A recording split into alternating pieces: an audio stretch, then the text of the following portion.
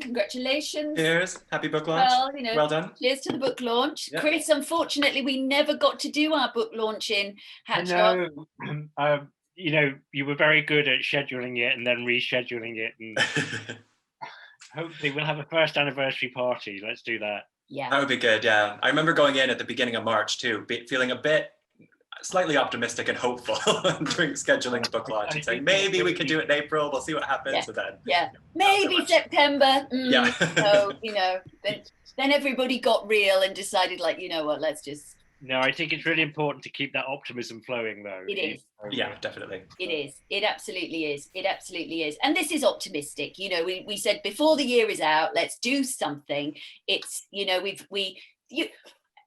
we got any fellow authors on the call so far, on the Zoom? Anybody else written a book? So quite a lot of time and effort goes into creating these things, as I'm sure, blood, sweat and tears. And so it's a shame, isn't it, when you can't celebrate it. So most authors, I think, compare them to giving birth. Yeah, well, yes. Yeah, I've heard that. I've heard someone say it takes about 9 months, but it's less fun to make. Yeah. I'm glad to say I don't have to comment on that. I've never experienced.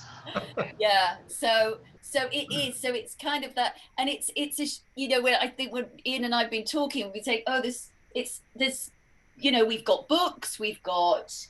We never really, couldn't do as many of the kind of talks or many of the things that we were doing or had planned. So it really has been quite disruptive, but it's still if I say so myself, a cracking book and a cracking read, and the people that do read it give us lots of positive feedback and views. So, and there's quite a lot in it, even though it is social media, that is very timeless, because it's less of a kind of social media handbook and more of this is where we are with social. This is what it is. This is what you do with it. This is how it is. This is how it works, rather than the detail of the nuances. So, Ian, do you want to maybe kick off with why we wrote this book?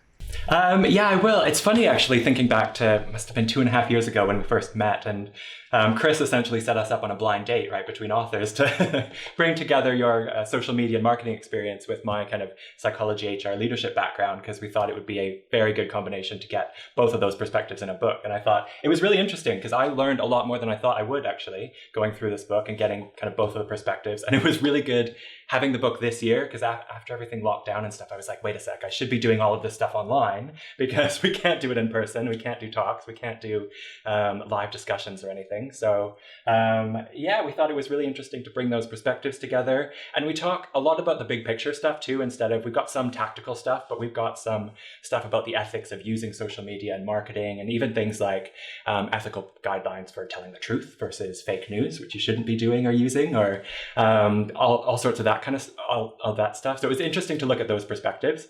And I think the myths format was really good because it let us cover a whole bunch of different topics. So we go from everything to, is social media a waste of time? How do you want to use it? What are the different platforms? What are they useful for? To even stuff like security and data protection. I had one chapter that I spent a lot of time doing where I took all of my data and I did GDPR requests for all of the companies I have. And I tracked down all of the information every company has about me, essentially. And in the book, I even published my Google timeline map. So it was my location history for on and off for the last 6 or 7 years. And you get this heat map that shows everywhere that Google knows you've been. On holidays, going to the shop, even like around your neighborhood, it knows how frequently you go to different places. So I just thought some of that stuff was interesting because social media we use it every day, all the time. It's such a big part of everyone's lives. It's just embedded. But it's really interesting to see what the effects actually are. Yeah, absolutely. And I loved that you did that piece of research because it wasn't as bad as we thought it was going to be. No. Was it? No, that's the thing. There were only a few companies that take so much of your data. There were about 5 or 6, and they're the ones you expect. They're Google, they're Facebook, they're the social media companies. Twitter takes a lot of data, but it was mostly Google and Facebook. Whereas 90% of the companies take essentially no data.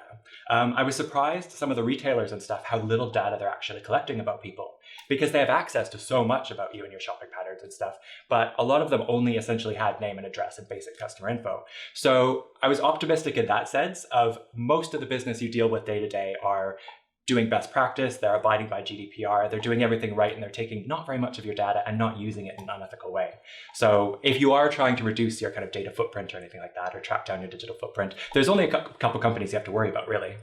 Yeah, and I mean, and that has all been very, everybody keeps saying to me, you know, the social dilemma, the social dilemma. Have you seen, David's on here, and I know he was telling me about, oh, this is awful for all of us who work in social, about the social dilemma. But when actually Ian did that piece of research and looking at what was actually tracked, apart from, you know, the baddies, others are being really ethical about it, aren't they? Yeah, and the other thing is just knowing what data people are tracking or collecting, you can stop sharing that with people. It's pretty easy to turn those settings off on your phone or to change what you're sharing. Like, if you know what data people are collecting, you can change whether or not you're letting them collect it. So it's just good to know that too.